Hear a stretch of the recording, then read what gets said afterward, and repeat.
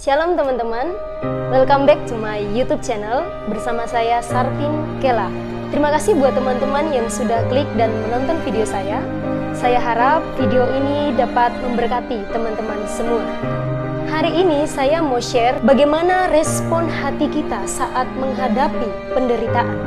Teman-teman, begitu banyak definisi tentang penderitaan. Kalau kita berbicara tentang penderitaan, tentu mencakup begitu banyak hal sesuai dengan pengalaman hidup kita masing-masing dalam menghadapinya. Baik itu penderitaan yang Tuhan izinkan terjadi untuk menguji ketekunan iman kita kepadanya, ataupun penderitaan-penderitaan yang kita alami karena dosa-dosa kita. Tapi saya percaya semua yang terjadi dalam kehidupan kita itu atas seizin Tuhan dan dalam pengetahuan Tuhan. Kita tahu bahwa setiap orang yang ada di dalam dunia ini pernah mengalami penderitaan. Bahkan orang-orang yang nampaknya tertawa bahagia, sesungguhnya mereka sedang mengalami penderitaan dan luka hati yang begitu dalam. Tidak dapat dipungkiri, penderitaan-penderitaan yang kita alami membuat kita mengalami depresi yang begitu berat. Bahkan kita temui orang-orang di luar sana karena tidak sanggup menghadapi penderitaan-penderitaan yang begitu berat, mereka memilih untuk mengakhiri hidupnya dengan tragis. Lalu, siapakah mereka? Mereka adalah korban dari keluarga yang hancur. Orang tua yang menyakiti hati anak-anaknya. Anak-anak yang menyakiti hati orang tuanya. Suami yang menyakiti hati istrinya. Istri yang menyakiti hati suaminya.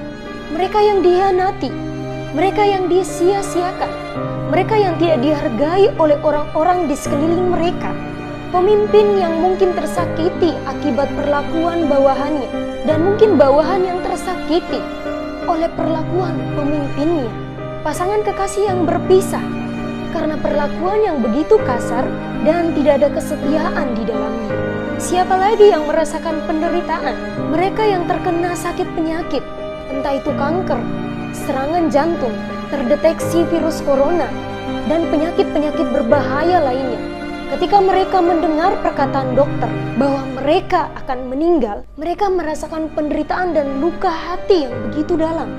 Orang-orang yang tidak memiliki pekerjaan, mereka yang terpidana, mereka yang ada di dalam penjara, bahkan orang-orang Kristen yang sudah berusaha agar hidupnya berkenan di hadapan Tuhan pun, dia harus tetap mengalami penderitaan-penderitaan. Teman-teman, semua orang yang ada di muka bumi ini memikul beban penderitaan dan luka hati masing-masing. Mereka mencoba menyembunyikan luka hati mereka, penderitaan mereka, dengan lari kepada minum-minuman keras, lari pada obat-obat terlarang, lari pada kesenangan-kesenangan duniawi. Mereka berusaha mencari hiburan kepada sahabat-sahabat terbaik mereka, kepada gembala mereka, mentor, atau orang-orang terdekat mereka. Tetapi seketika, penderitaan itu kembali muncul. Ingat ini baik-baik. Tidak ada seorang pun di bumi ini yang dapat menghalau penderitaan-penderitaan yang Anda hadapi dan luka batin yang membekas dalam diri Anda.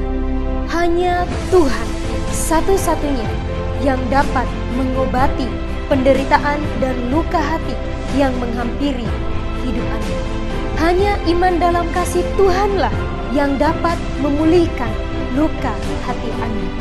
Lalu bagaimana respon kita dalam menghadapi penderitaan-penderitaan yang datang menghampiri hidup kita? Yang pertama yang saya mau bagikan, ketika kita mengalami begitu banyak penderitaan, anggaplah penderitaan itu sebagai suatu kebahagiaan. Mungkin teman-teman bertanya, lagi menderita kok disuruh bahagia? Apa bisa? Apa mungkin di saat kita sedang menderita, tapi kita disuruh sukacita, kita disuruh bahagia? Yes, sebab firman Tuhan berkata di dalam Yakobus pasalnya yang ke-1 ayatnya yang ke-2. Lebih singkatnya lagi, kita lihat di dalam ayatnya yang ke-12. Kata anggap di sini itu seperti sedang mentransformasi keadaan dari yang benar-benar buruk, benar-benar hancur, benar-benar menderita, menjadi suatu kebahagiaan atau sukacita. Kenapa kita harus menggantikan dengan sukacita ketika kita diterpa dengan berbagai-bagai penderitaan? Jawabannya, karena jaminan firman Tuhan. Firman Tuhan berkata, kalau iman kita sudah tahan uji, ia akan menerima mahkota kehidupan yang dijanjikan oleh Allah pada barang siapa yang mengasihi Dia. Mungkin teman-teman berkata, kok sulit banget ya? Di saat kita menderita, kita harus sukacita. Di saat kita disakiti, kita harus tetap sukacita. Di saat kita sedang hancur hati, kita harus tetap sukacita.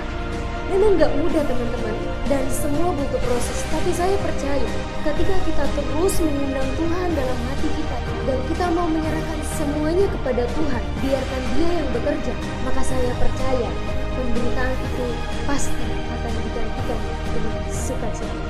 Penderitaan membuat kita mengalami begitu banyak pengalaman-pengalaman rohani bersama dengan Tuhan. Di saat kita mau menyadari bahwa penderitaan sebagai suatu kebahagiaan, maka saya percaya teman-teman akan ngerti betapa besar kasih Allah dalam hidup teman-teman, karena tangannya takkan pernah terlambat untuk menolong hidup kita. Teman-teman, Tuhan tidak pernah berjanji memberikan jalan hidup tanpa penderitaan, tetapi Dia menjanjikan pertolongan untuk menanggung penderitaan Anda dan memberi Anda kekuatan untuk tetap berdiri di atas kaki sendiri di saat penderitaan membuat Anda hampir goyah. Respon kedua yang akan saya bagikan kepada teman-teman semua, jangan pernah menyalahkan Tuhan, menyalahkan orang lain, bahkan menyalahkan diri Anda sendiri. Kenapa? Karena di dalam Yakobus 1 ayatnya yang ke-13 firman Tuhan berkata, teman-teman, hal yang paling sering dilakukan oleh orang-orang yang sedang diterpa berbagai-bagai penderitaan adalah menyalahkan Tuhan. Semua ini terjadi karena Tuhan. Tuhan itu jahat, Tuhan itu gak adil, Tuhan itu gak setia, Tuhan tinggalkan aku dan lain sebagainya. Ingatlah bahwa Allah tidak dapat dicobai oleh siapapun dan Dia tidak mencobai siapapun. Hujatan terburuk adalah dengan menduga bahwa Tuhanlah yang ada di balik setiap duka dan penderitaan yang Anda alami. Tuhan memang mengizinkan setiap penderitaan dan luka hati menghampiri hidup kita. Tapi itu merupakan sebuah didikan dan bentukan Tuhan agar kita sebagai orang percaya memiliki keserupaan dengan Kristus dalam penderitaannya. Sering juga kita salahkan orang lain. Ini karena dia yang salah. Kalau dia nggak begitu, aku nggak begini jadinya. Ini karena kecerobohannya. Ini karena dia tidak mau mendengar perkataanku. Dan banyak cara-cara yang kita gunakan untuk menyalahkan orang lain. Dan tidak sedikit orang, bisa dia diterpa dengan berbagai penderitaan, dia menyalahkan dirinya sendiri. Ini sangat pantas aku alami. Aku jahat, aku buruk, aku bodoh, aku hina, aku rendah, aku menyusahkan, dan lain sebagainya. Teman-teman, sadar akan kesalahan sudah seharusnya kita lakukan.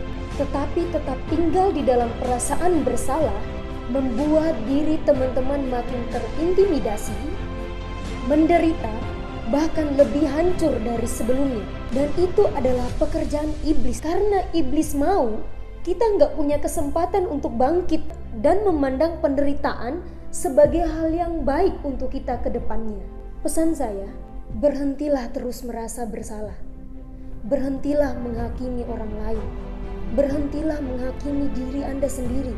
Dan ini yang terutama, berhentilah menyalahkan Tuhan. Kita nggak pantas salahkan Tuhan, teman-teman, karena Dia adalah pencipta kita. Dan kita hanyalah ciptaannya yang diperintahkan untuk saling mengasihi, sekalipun itu musuh kita. Berhentilah mencoba mencari tahu apa kesalahan dari tindakan Anda. Menyadari kesalahan, menemukan kesalahan itu, dan bangkit untuk tidak melakukannya lagi. Itu pantas dan wajar untuk kita lakukan. Tetapi kalau hidup kita hanya kita habiskan untuk mencari tahu apa kesalahan kita, dan itu yang membuat kita tidak bisa bangkit, itu yang harus kita tinggalkan. Karena itu semua tidak membuat teman-teman bangkit dan maju lebih baik lagi.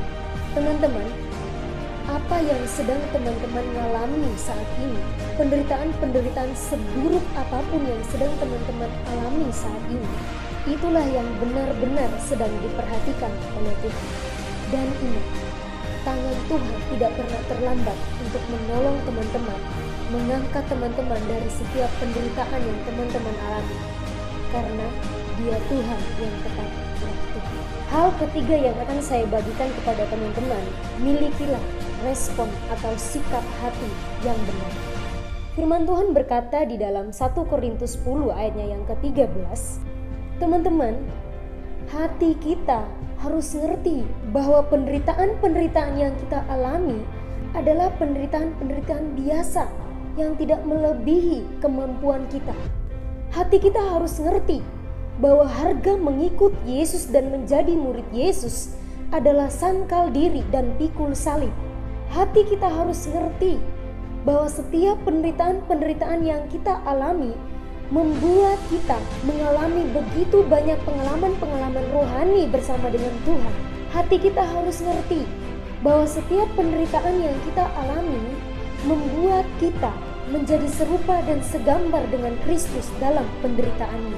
Mengapa banyak orang di luar sana ketika mereka mengalami begitu banyak penderitaan, mereka menyerah dalam menghadapi hidup, bahkan mereka memilih mengakhiri hidupnya dengan tragis? Itu bisa terjadi karena respon atau sikap hatinya salah. David Wilkerson dalam bukunya pernah menuliskan kalimat yang sangat memberkati saya. Apa yang paling menyakitkan adalah bahwa Anda tahu kasih Anda sangat kuat bagi Allah, tetapi nampaknya Anda tidak mengerti bahwa Dia sedang mencoba bekerja di dalam hidup Anda untuk kebaikan Anda. Bukankah firman Tuhan berkata, segala perkara dapat kutanggung di dalam Dia yang memberi kekuatan kepadaku. Kita sanggup karena Tuhan yang mengcover kita dengan kekuatannya yang tak terbatas. Biarkan Tuhan melangkah masuk dan mengambil alih kehidupan kita. Saya percaya Tuhan pasti menghampiri hidup kita. Dia akan datang sebagai Bapa yang sangat baik, Bapa yang penuh kasih, Bapa yang sangat peduli dan menunjukkan bahwa Dia ada di sana dan membuat segala hal berubah menjadi baik. Kalaupun keadaan tidak berubah, it's okay. Tidak masalah. Yang terpenting adalah respon hati kita, sikap hati kita yang harus berubah menjadi lebih baik. Mungkin teman-teman berpikir, saya masih mengalami penderitaan, saya masih mengalami sakit penyakit, saya masih menghadapi luka hati yang begitu dalam. Pesan saya, tetap berespon benar. Jangan pernah menyalahkan keadaan. Jangan pernah menyalahkan Tuhan. Jangan pernah menyalahkan siapapun dan menyalahkan diri teman-teman sendiri. Jangan pernah mengambil keputusan-keputusan yang salah. Karena saya percaya ada cerita dan pengalaman yang begitu indah ketika teman-teman sudah berhasil melewati setiap penderitaan demi penderitaan yang ada. Oke teman-teman, sampai di sini dulu video saya kali ini. Jangan lupa untuk like, komen, dan subscribe video saya, karena di video-video saya yang akan datang, saya tidak hanya duduk seorang diri saja di sini, tetapi saya akan ditemani oleh pembicara-pembicara yang luar biasa dan sangat berpengalaman. Di antaranya adalah Dr. Tri Astuti MTH. Beliau adalah seorang profesional konselor. Beliau juga adalah salah seorang dosen di STT Kristus Alpha Omega Semarang. Dan saya harap diskusi dan perbincangan saya bersama dengan beliau ke depannya dapat memberkati teman-teman semua. Dan berikutnya orang yang sangat hebat dan luar biasa, Dr. David Chandra Kirana MTH. Dulunya beliau adalah seorang pembisnis yang sangat berhasil dan sangat sukses. Namun setelah beliau mendapat panggilan Tuhan, beliau melepaskan semuanya itu dan saat ini beliau mengabdikan dirinya sepenuhnya untuk melayani Tuhan. Saat ini beliau adalah salah seorang dosen juga di STT Kristus Alpha Omega. Kedepannya saya bersama dengan beliau akan membahas tentang bagaimana seorang pemimpin yang melayani atau kepemimpinan hamba. Dan saya juga sangat berharap video ke depan dapat memberkati teman-teman semua. Oleh karena itu jangan lupa untuk like, komen, dan subscribe video saya supaya teman-teman tidak ketinggalan video-video saya berikutnya. Sekali lagi terima kasih buat teman-teman yang sudah menonton. Saya berdoa supaya teman-teman tetap merasakan bahagia, tetap merasakan sukacita, dan tetap ada di dalam perlindungan Tuhan. Terima kasih dan God bless you all.